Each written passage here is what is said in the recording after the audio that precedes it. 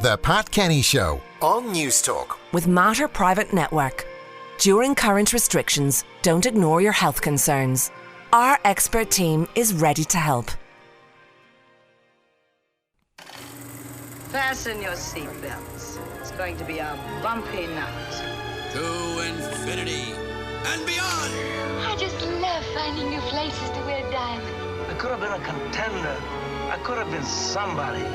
There's no place like home. Life was like a box of chocolates.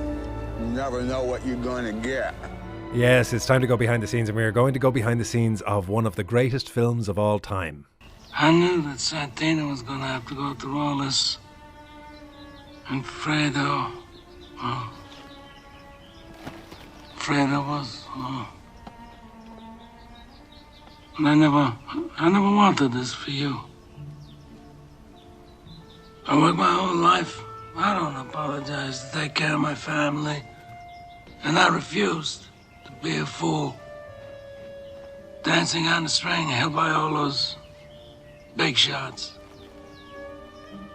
I don't apologize, that's my life, but I thought that when it was your time that you would be the one to hold the strings. Senator Corleone. Governor Corleone, something. Another Pezzo 90. Oh. This wasn't enough time, Michael. Wasn't enough time. We'll get there, Pop. Marlon Brando there from Francis Ford Coppola's The Godfather from 1972. And tell us all about it is television producer with Mind the Gap Films, Bill Hughes. Hiya, Bill. Good morning. How are you doing, Anton? I tell you what, you're taking on a significant one this week. Yeah, and I think I've been putting it off for a while because there's just so much to say about it. And, you know, in the end, you have to decide, okay, what stories am I going to tell? Because there are so many. So let's get into it. For those who don't know what The Godfather is, it's about the Corleone family. It was made in 1972 by Francis Ford Coppola, who co-wrote the screenplay with the writer of the book, The Godfather, Mario Puzo. And the book was released in 1969. The film stars Marlon Brando, who we just heard there, Al Pacino, who we just heard there, James Caan, Robert Duvall, and Diane Keaton. And the story spans 1945 to 1955, chronicling the Corleone family under their patriarch, Vito Corleone, played by Brando, known as the Don of The Godfather.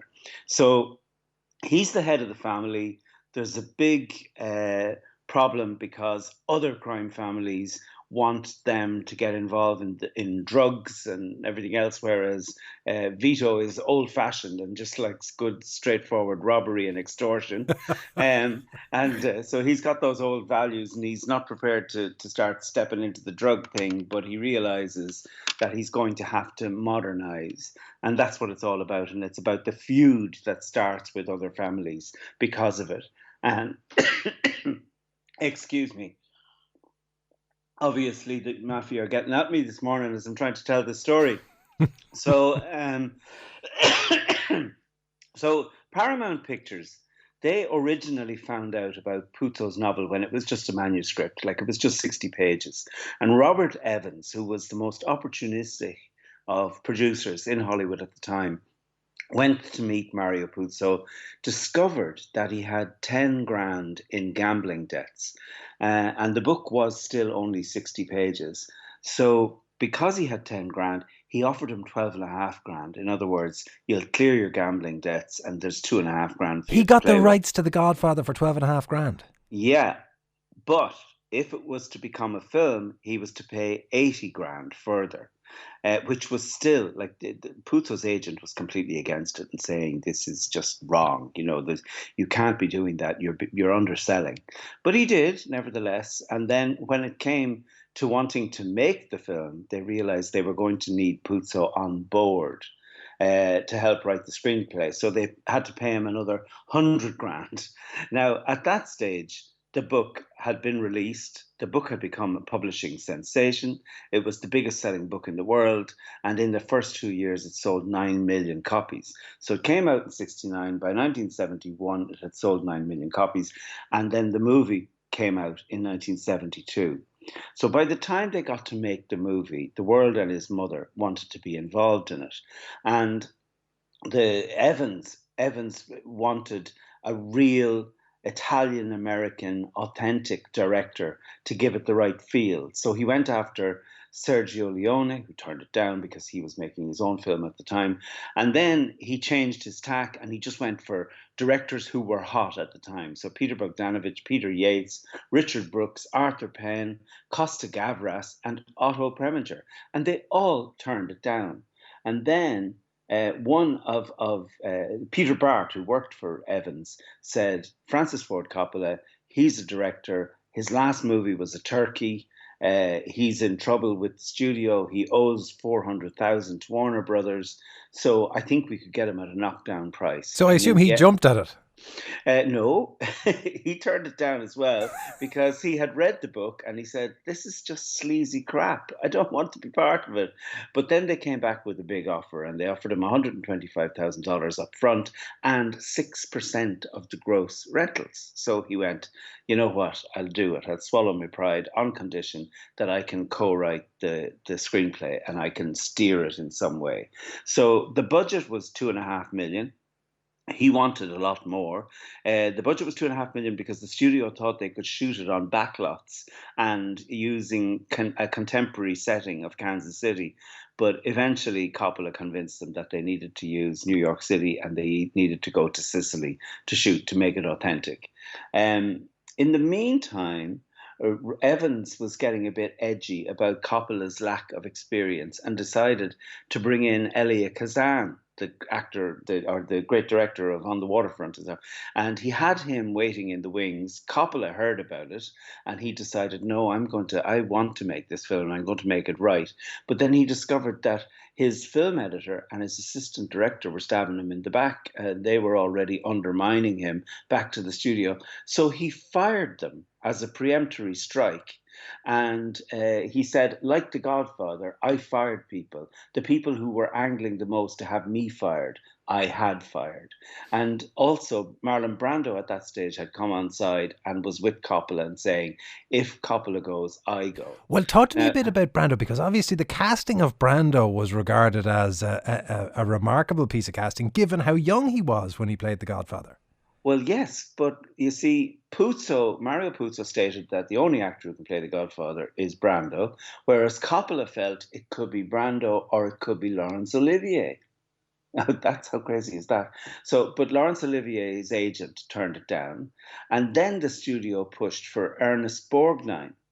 And so it came down to a tussle between Marlon Brando or Ernest Borgnine, while others were being pushed for George C. Scott, Anthony Quinn, and Orson Welles, all to play The Godfather. In the end, the studio wanted a screen test, and there was no way Coppola was going to ask Brando for a screen test. So he had to lie and say, I'm testing new equipment for the film, for the look that we're going for. Would you help me out? And so he got Brando to deliver some lines. Brando came up with the idea of putting cotton wool in his mouth so that he would talk the way he talked, and also of slicking down his hair by using boot polish. And when the rushes were shown to the studio, they went with it. And then, just in case anybody thinks that Brando spent the movie with cotton wool in his mouth, he didn't. They took him off and had a special dental implant made. And that dental implant is now one of the key exhibits at the Museum of the Modern Image in New York. So you can go and see them out. What the thought? God. Well, we do have to talk about the awards that the movie won, but first we should take another clip. This is the Corleones discussing what to do about McCluskey, who was the cop who broke Michael's jaw. I found out about this Captain McCluskey who broke Mike's jaw. What about him? Now, he's definitely on Sollozzo's payroll and for big money. See? Now, McCluskey has agreed to be the Turk's bodyguard. What you have to understand, Sonny, is that while Sollozzo is being guarded like this, he is invulnerable. Now, nobody has ever gunned down a New York police captain, never, It would be disastrous. All the 5 families would come after you, Sonny. The Corleone family would be outcast. Even the old man's political protection would run for cover. So do me a favor. Take this into consideration. All right, wait.